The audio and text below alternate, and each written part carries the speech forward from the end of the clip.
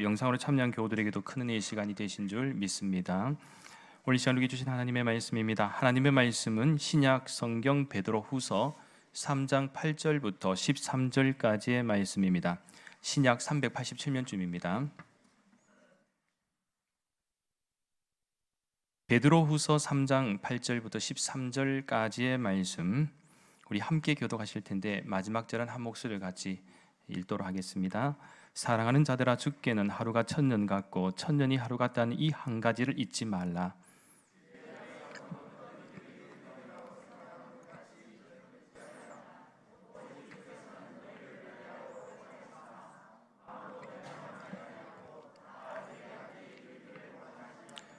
그러나 주의 날이 도둑같이 오리니 그날에는 하늘이 큰 소리로 떠나가고 물질이 뜨거운 불에 풀어지고 땅과 그 중에 있는 모든 일이 드러나리로다.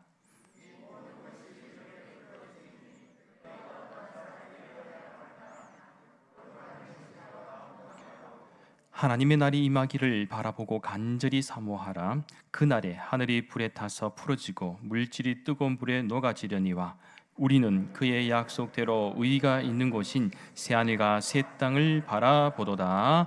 아멘. 할렐루야. 2022년 대림절 첫 번째 주일 예배 가운데 오신 여러분을 주님의 이름으로 환영하고 축복합니다. 오늘 이 시간에는 예수님의 오심을 기다리며 라는 제목으로 잠시 하나님의 말씀을 나누도록 하겠습니다. 오늘은 2022년 대림절 첫 번째 주일입니다. 이 세상의 구세주로 사랑과 평화의 왕으로 오신 예수님을 기억하며 우리 믿음의 가정들과 모든 삶의 터전 가운데 날마다 풍성한 하나님의 은혜가 가득하시기를 예수님의 이름으로 간절히 축원합니다. 전통적으로 대림절은 예수 그리스도의 두 가지 오심을 기억하고 기념합니다. 하나는 예수 그리스도께서 인간으로 이 세상에 오신 것이죠. 이것을 우리는 성육신이라고 말하고요. 실제로 예수님께서 이 세상에 오셔서 하나님의 일을 잘 감당하셨습니다. 또 다른 하나는 종말의 때에 이 세상에 오실 예수 그리스도를 기념하지요. 이것은 부활하신 예수님께서 다시 재림주로 오시겠다고 이렇게 약속을 하셨는데 우리는 그것을 기다리는 것입니다. 그런 의미에서 현대 우리 사회는 인터넷이 발달하여 그야말로 인터넷 시대를 살아가고 있습니다. 그래서 우리는 수많은 정보를 바로 인터넷에서 찾아내기도 합니다. 그래서 우리가 이 인터넷의 정보를 검색할 때 보통 어디서 이렇게 검색을 합니까? 검색창이라는 것이 있습니다. 검색창에서 우리가 원하는 이 정보를 입력할 때에 유용한 정보들을 쉽게 찾을 수가 있습니다. 이것을 키워드라고 부릅니다. 그렇게 우리가 검색을 잘 하려면 이 키워드를 잘 선정해야 합니다. 왜냐하면 적절한 키워드를 찾아서 검색창에 쳐서 넣게 될 때 유용한 정보들을 빠르고 정확하게 찾을 수 있기 때문입니다. 우리의 신앙도 그렇습니다. 신앙에 있어서 적절한 키워드를 선정하는 일이 중요합니다. 왜냐하면 신앙의 본질과 연관된 키워드를 찾아내지 못하면 그 신앙은 올바르지도 또한 건강하지도 못한 신앙이 될 수밖에 없기 때문입니다. 따라서 올해 대림절 기간 동안에는 우리의 신앙이 그저 해마다 돌아오는 형식적인 신앙의 모습이 아니라 다시 한번 대림절의 깊은 의미와 또 의미 있는 신앙의 모습으로 살아갈 수 있는 은혜가 있기를 간절히 소망합니다. 그렇다면 이 대림절의 시간을 맞이한 우리들이 예수님의 오심을 기다리며 기억해야 할 중요한 키워드는 무엇일까요? 오늘 이 시간은 크게 세 가지 관점에서 간략히 말씀을 나누도록 하겠습니다. 첫째는 기다림의 은혜가 있어야 합니다. 오늘 본문 9절 말씀입니다. 주의 약속은 어떤 이들이 더디다고 생각하는 것 같이 더딘 것이 아니라 오직 주께서는 너희를 대하여 오래 참으사 아무도 멸망하지 아니하고 다 회개하기에 이르기를 원하시느니라. 예수님의 재림은 주님께서 친히 하신 약속입니다. 그리고 기독교 2000년 역사 내내 믿고 지켜온 약속입니다. 비록 2000년이 지났지만 아직도 그 약속은 이루어지지 않고 약속으로 남아 있습니다. 그래서 오늘 또 우리는 그 약속을 믿고 그 약속이 이루어지기를 기다려야 합니다. 우리의 믿음의 선배들이 그렇게 해왔던 것처럼 주님께서 반드시 다시 오실 것을 믿고 주님의 재림을 기다려야 합니다. 절대로 기다림에 실패하면 안 됩니다. 왜냐하면 우리의 시간은 유한하지만 하나님의 시간은 영원하기에 우리가 잊지 말아야 할 것은 지금 당장 어떤 역사가 일어나지 않는다고 할지라도 하나님의 약속은 반드시 이루어집니다. 그래서 베드로 사도 같은 경우도 오늘 본문 8절 말씀에서 이렇게 권면하지 않습니까? 사랑하는 자들아, 죽게는 하루가 1000년 같고 1000년이 하루 같다는 이 한 가지를 잊지 말라. 하나님의 시간은 1000년의 시간도 하루와 같습니다. 즉 영원이라는 시간 앞에서는 하루의 시간이든 1000년의 시간이든 한 점과 같다라는 사실이죠. 이는 마치 우리 태양계가 아무리 크다고 해도 전 우주를 생각하면 한 점과도 같은 것과 같습니다. 여러분은 성격이 어느 정도 급하십니까? 아마 이 질문에 세계에서 가장 성격이 급한 민족을 꼽는다면 우리 대한민국의 사람일지도 모릅니다. 오죽하면 대한민국의 문화 가운데 빨리빨리 문화가 한국의 대표적인 문화로 인식하고 있는 경우가 많습니다. 심지어는 이 외국인 노동자들이 한국에 와서도 가장 먼저 배우는 말이 빨리빨리입니다. 그래서 제가 예전에 그 일산에 발전기 하시는 집사님 공장에 신방 갔을 때 거기에 외국인 노동자들도 있었는데 외국인 노동자 입에서 야 빨리빨리 해 빨리빨리 해 이게 되게 신기했습니다. 제가 알고 있는 상식은 미국 사람도 되게 느린 문화거든요. 동남아 사람들도 되게 느린 문화입니다. 근데 한국에 오니까 야 빨리빨리 해. 자기도 배워서 동족에게 같은 동족에게 야 이게 되겠어 빨리빨리 해 하면서 어느라 말로 하는데 굉장히 신기했습니다. 그래서 혹시 여러분들의 성격은 어떤지 크게 세 가지만 제가 제시할 때 이 세 가지에 해당되시는 분들은 성격이 급한 분이십니다. 첫째는 커피 자판기에서 커피를 뽑을 때 버튼을 누르자마자 손이 컵이 나온과 동시에 나오나 안 나오나 기다리다가 그것도 못 참고 이렇게 보고 있다면 성격이 급한 분이십니다. 둘째는 전자레인지에 냉동 음식을 넣어 놓자마자 버튼을 누르고 접시가 돌아가는지를 들여다보고 있습니까? 성격이 급한 현상입니다. 마지막 셋째는 카드 결제할 때 카드를 건네자마자 사인용 막대기를 펜을 잡습니까? 상대방이 사인하십시오 라고 하면 그때 잡고 사인해도 되는데 주자마자 바로 들고 사인하려고 그렇게 하면 성격이 급한 겁니다. 그런데요, 성경의 인물들 가운데도 성격이 급해서 낭패를 당한 사람들이 있습니다. 한마디로 기다림에 실패한 것이죠. 예를 들면 믿음의 조상인 아브라함도 오랫동안 아내 사라가 자식을 낳지 못하자 기다림에 실패하고 아내 사라의 의견에 동의하여 결국 여종 하갈에게서 이스마엘을 낳게 됩니다. 또한 광야에서 이스라엘 백성들이 지도자 모세가 시내산에 올라가서 내려오지 않자 조급함에 금송아지 우상을 만들었습니다. 이스라엘의 초대 왕인 사울도 사무엘이 오기 전에 기다림에 실패하여 결국 제사를 드릴 신분이 아님에도 제사를 드려버렸습니다. 그러나 반대로 기다림에 성공한 인물들도 있습니다. 야곱은 사랑하는 아내 라헬을 얻기 위해서 7년을 2번이나 하루같이 열심히 일을 했습니다. 그 결과 라헬을 얻었습니다. 야곱의 아들 요셉도 꿈으로 인하여 말할 수 없는 고난과 고통의 시간을 보냈지만 인내하고 기다림으로 인하여 훗날 애굽의 국무총리가 되었습니다. 따라서 기다린다는 것은 우리들에게 때로는 하나님의 시간과 우리의 시간이 다르게 느껴져서 지칠 수도 있고 실패할 수도 있습니다. 그러나 기다림의 은혜는 하나님을 향한 우리의 믿음을 더욱 성숙하게 만든다는 것이죠. 그렇게 혹시라도 여러분 가운데 기도의 제목들이 있고 원하고 소망하는 일들이 있습니까? 절대로 조급하지 마십시오. 그리고 지금 당장 이루어지지 않는다고 해서 실패했다고 절망하지도 마십시오.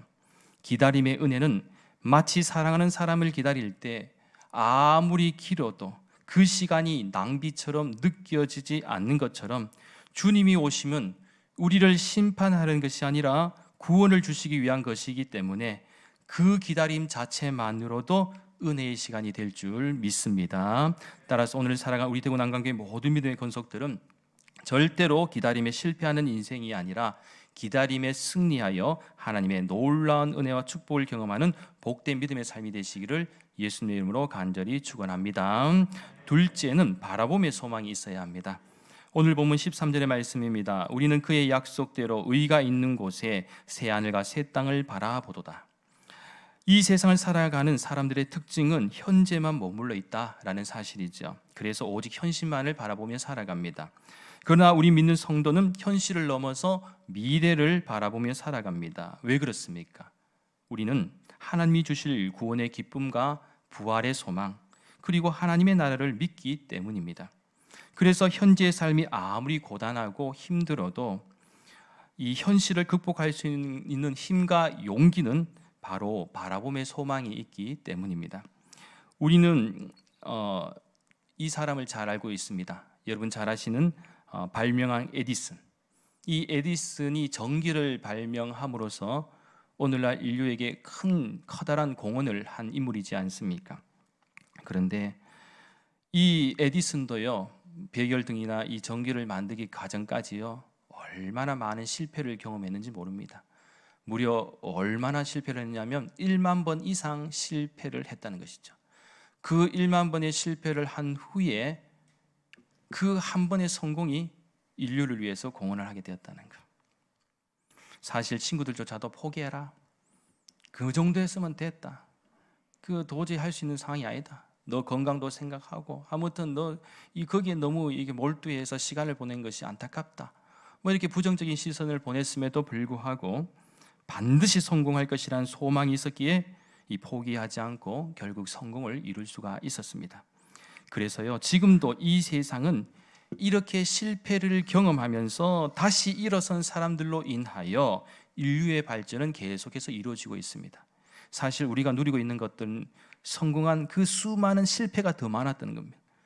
그 실패가 더 많았고 한 가지가 잘 됨으로써 우리가 계속해서 누리고 있고 발전하고 있다는 것. 실패를 두려워하지 마십시오. 오히려 실패를 두려워하여 도전하지 못함을 두려워하십시오. 마찬가지로 우리의 신앙도 그렇습니다. 최근 당의원 장로님들과 매주 토요일 새벽 6시에 새벽 기도회를 마치고 소그룹으로 성경 공부를 하고 있습니다. 요즘 이렇게 장로님들과 성경 공부를 하면서 참 많은 은혜를 주십니다. 특별히 우리 장로님들께서 또 교회를 위해서 또 여러 가지 나름대로 이 결단과 결심을 가지고 또 주님의 몸된 교회를 어떻게 하면 잘 섬길 것인가, 이런 어떤 이 고백들을 보면서 저는 희망을 보고 있습니다. 특별히 여러분 생각나실 때마다 우리 당의원 장로님들 위해서도 기도해 주시고 또 교역자들 위해서 기도해 주십시오. 우리 교역자들도 또 당의원 우리 장로님들도 우리 교우들이 신앙생활 더 행복할 수 있게 하기를 위해서 더 수고하고 잘 섬길 수 있도록 여러분 또 합력하여서 선을 이룰 수 있도록 우리 교회가 하나님 보시기에 건강하게 잘 세워져 갈 수 있도록 우리가 함께 서로를 배려하고 사랑하며 은혜 가운데 잘 감당할 수 있는 복된 대구 난강교회 될 수 있기를 간절히 소망합니다. 사실 그 공부하는 가운데 사도 바울의 고백에 좀 저도 꽂힌 적이 있는데요. 나는 날마다 죽노라. 사도 바울이 왜 이렇게 나는 날마다 죽노라고 했을까라고 했을 때 사도 바울이 참 복음을 전하는 인물로서 대단했지 않습니까? 그럼에도 불구하고 참 한 번씩 자기 자신의 어떤 성격이나 이 욕망이 드러날 때가 있다는 것입니다. 그래서 우리는 때로는 내가 잘하는 것 같다가도 어느 순간에 내 본성이 막 드러날 때가 있지 않습니까? 이 날마다 우리 자신을 죽여야 된다. 우리 자신이 죽고 예수님이 사셔야 되는, 항상 우리의 모든 고민이 여기에 있습니다. 내가 죽지 못한다. 죽어야 된다는 건 아는데 내 성격도 죽지 못하고 내 삶이 보면 항상 잘하는 것 같은데 언제든지 부족함이 많다는 것입니다. 오히려 자신의 욕망과 열심이 때로는 방해가 되는 경우도 많지요. 그렇게 하나님의 일이든 세상의 일이든 어떤 목적과 방향을 가지고 열심히 하는 것은 참 좋은 일이지만 내가 하지 않으면 안 된다는 마음은 내가 인생의 주인공이 되거나 주인이 되겠다는 의지를 보여주는 것이 됩니다. 그러면 늘 실망하기 쉽고 다른 사람들의 허물만 보이게 됩니다. 그러나 진정한 믿음의 사람은 정말 주님을 위해 죽을 수 있을 정도의 확신을 가진 사람입니다. 기독교의 역사는 이런 확신을 가진 사람들로 인해서 지금까지 이어졌다는 것입니다. 그리고 항상 중요할 때 나 자신이 드러난 것이 아니라 우리가 믿고 고백하는 예수님이 드러나야 할 줄 믿습니다. 요즘 세상이 다 어렵다고 합니다. 물론 사실입니다. 그러나 정말 가정을 위해서, 교회를 위해서, 나의 직장을 위해서 죽을 각오로 일하고 있습니까? 그렇지 않으면 우리는 여전히 충분히 나 자신을 희생하거나 헌신하고 있지 못하다는 사실이 됩니다. 따라서 오늘 살아가는 우리 믿는 성도들은 우리에게 소망을 주시는 예수님을 믿어도 제대로 믿어야 할 줄 믿습니다. 그리고 바라봄의 소망이 있어야 합니다. 신약성경 히브리서 12장 2절 말씀에서 히브리서 기자가 권면한 것처럼 믿음의 주여 또 온전하게 하시는 이인 예수를 바라보자 라는 이 말씀이 우리의 고백이 되어야 할 줄 믿습니다. 마지막 셋째는 말씀의 향기로 채워야 합니다.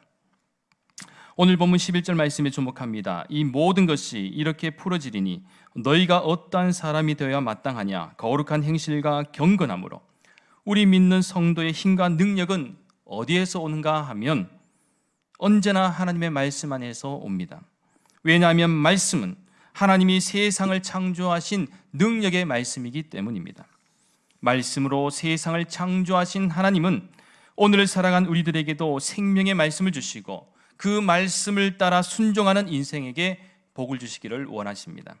그래서 우리의 삶은 항상 하나님의 말씀의 향기로 가득 채워야 할 줄 믿습니다. 그래야 오늘 본문의 말씀처럼 우리는 거룩한 행실과 경건함이 드러나게 될 것입니다. 그런 의미에서 특별히 오늘은 대림절 첫째 주일을 맞이하면서 성례전을 가지게 됩니다. 1부에서는 성찬식을 드렸습니다. 그리고 2부에는 성찬식과 세례식을 드리게 됩니다. 이것이 성례전입니다. 성찬식은 십자가에 달려 돌아가시기 전에 예수님께서 사랑한 제자들에게 주님의 사랑을 기억하기 위해서 주님의 살과 피를 기념하라고 말씀으로 주신 것을 우리가 지키는 예식이고, 세례식은 예수를 믿는 성도가 예수님의 이름으로 신앙을 고백함으로써 영원한 구원과 천국의 백성이 되는 귀한 예식이 됩니다. 그래서 세례가 하나님의 백성으로 그리스도와 연합하는 사건이라면 성만찬은 하나님의 은혜와 사랑을 기념하는 지속적인 사건입니다. 따라서 오늘 거룩한 세례 예식에 참여하는 7명의 교우들을 진심으로 축복하며 나아가 성찬식에 참여한 교우들에게도 놀라운 주님의 은총이 함께 하시길 간절히 소망합니다. 사랑하는 여러분, 이제 말씀을 정리합니다. 2022년 대림절 시간을 오늘 주신 말씀처럼 기다림의 은혜와 바라봄의 소망, 그리고 하나님의 말씀의 향기로 채워가야 할 줄 믿습니다. 세상의 구세주로 사랑과 평화의 왕으로 2000년 전에 잃어버린 하나님의 사람들을 위해 이 세상에 오신 예수님은 부활의 주님으로 나아가 심판주로 다시 이 세상에 오실 것입니다. 그리고 하나님의 약속은 반드시 이루어집니다. 그렇게 우리는 절대로 기다림에 실패하는 인생이 아니라 예수님의 오심을 기다리며 오직 믿음 안에서 확신을 가지고 그 믿음이 이 세상을 살아가는 동안 믿는 성도로서의 거룩한 행실과 경건함으로 잘 드러날 수 있기를 간절히 소망합니다. 그래서 앞으로도 하나님께 귀하게 쓰임받는 우리 대구 난강교회와 또 믿음의 가정들이 되시기를 예수님의 이름으로 간절히 축원합니다. 기도드리겠습니다. 거룩하신 하나님, 감사를 드립니다. 잃어버린 하나님의 사람들을 위하여 2000년 전에 낮고 낮은 이 세상 가운데 구세주로 사랑과 평화의 왕으로 오신 예수님을 기뻐하며 기다립니다. 2022년 대림절의 시간 동안 그저 형식적인 절기가 아니라 우리 마음 깊은 곳에 주님의 오심을 기다리며 기다림의 은혜와 바라봄의 소망, 그리고 하나님의 말씀의 향기로 채워가는 복된 시간들이 되게 역사하여 주시옵소서. 그래서 하나님의 귀한 자녀들로 늘 세상 속에서 거룩한 행실과 경건함으로 하나님께 영광 돌리며 선한 영향력을 가지고 살아가는 우리 대구 난강교회와 믿음의 가정들이 되게 역사하여 주시옵소서. 감사를 드리며 모든 말씀 거룩하신 예수님의 이름으로 간절히 기도하옵나이다.